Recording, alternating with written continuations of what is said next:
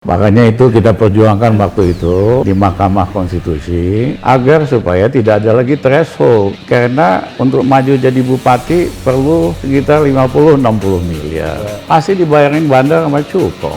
Begitu gubernur hampir 100-300 miliar. Pertanyaannya, SBY dan kawan-kawan di Demokrat berani ngelawan yang benar nggak? Kalau ngelawan yang cuma ecek-ecek, berharap kita semua mendukung, ya jangan-jangan nanti damai di tengah jalan.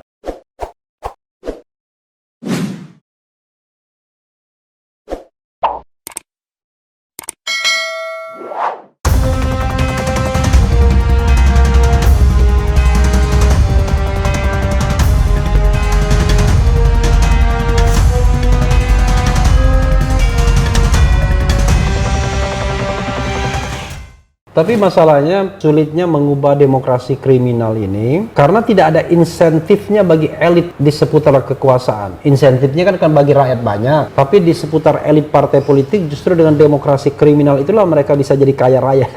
Iya, makanya itu kita perjuangkan waktu itu di Mahkamah Konstitusi agar supaya tidak ada lagi threshold, karena untuk maju jadi bupati perlu sekitar 50-60 miliar. Pasti dibayarin bandar sama cukong.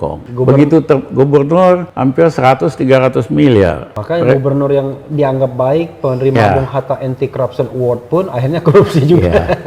Nah, jadi ini kita harus ubah, hapuskan threshold, karena di Undang-Undang Dasar kan nggak ada threshold. Jadi MK ini, mohon maaf saya katakan di media, ini bukan Mahkamah Konstitusi, ini Mahkamah Kekuasaan, karena lebih banyak dengar maunya yang kuasa ketimbang keadilan sesuai dengan Undang-Undang Dasar kita. Iya, sobat era sekalian, bukan karena saya lawyernya dan Bang Rizal pemohonnya lalu kita mengeluh. Karena kita melihat bahwa kalau kita bicara tentang rasionalitas, memang sukar mempertahankan presidensial threshold itu, kecuali memang ini kepentingan segelintir elit yang terus ingin berkuasa dengan cara mudah. Gitu ya. Tidak mau buka kompetisi yang terbuka, open competition, maunya menyingkirkan lawan-lawan politik di awal karena tidak bisa menggandeng partai politik, dan akhirnya hanya ada dua calon ya dengan pembelian partai-partai politik yang ada.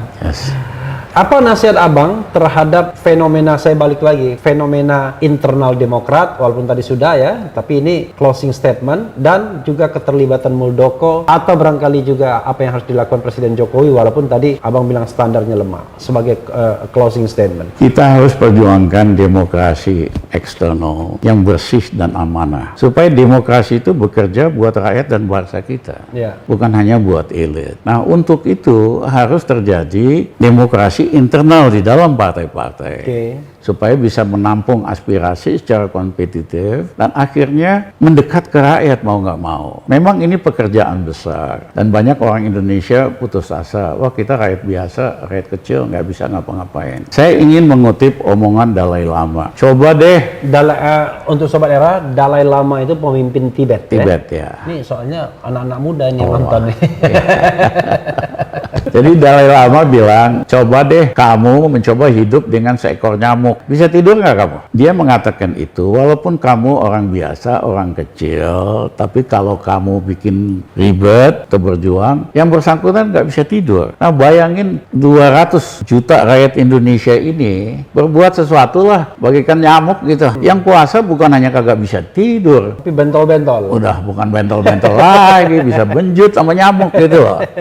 Iya kan? Jadi jangan menganggap rakyat biasa nggak bisa apa-apa. Ya justru kalau 200 juta rakyat ini bagaikan nyamuk lah, bikin rame, bikin ribut, kebijakan yang nggak benar, demokrasi kriminal, akhirnya ya terjadi perubahan. Tidak mungkin perubahan itu hanya oleh elit, tapi oleh rakyat biasa. Tapi rakyat biasa kita harus belajar supaya harus lebih berani menyatakan keinginannya dan pendapatnya. Walaupun ada undang-undang ITE ya.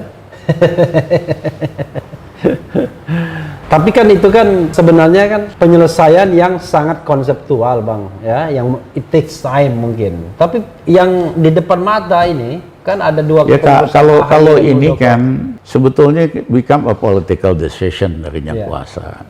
Mereka mau bikin apa? Bisa aja didiamin aja 2 tahun nggak ada keputusan, udah babak belur itu. Atau bisa diambil keputusan lebih cepat. Tergantung dengan maunya yang kuasa. Nah, pertanyaannya, SBY dan kawan-kawan di Demokrat Berani ngelawan yang benar nggak? Kalau ngelawan yang cuma ecek-ecek, berharap kita semua mendukung, ya jangan-jangan nanti damai di tengah jalan. Istilahnya kalau mau lawan yang benar, tegakkan demokrasi, lakukan itu pasti dukungannya luas. Masuk dalam barisan menegakkan kembali demokrasi. Demokrasi Indonesia dan konstitusi. Tentu. Tapi kalau cuma ecek-ecek, ya kan, ecek-ecek cuma mau rebut kekuasaan, mohon maaf dah. Kita teman-teman pro demokrasi memutuskan untuk tidak mau terlibat dalam proses ini. Kalau kecil, kalau hanya sekedar mau siapa kuasa, siapa mau apa. Lawan dong sistem yang otoriter ini secara all out. Jangan hanya mau mengkultuskan siapa-siapa. Mohon maaf. Setelah melawan, buka keran internal demokrasi Tapi internal, iya kan?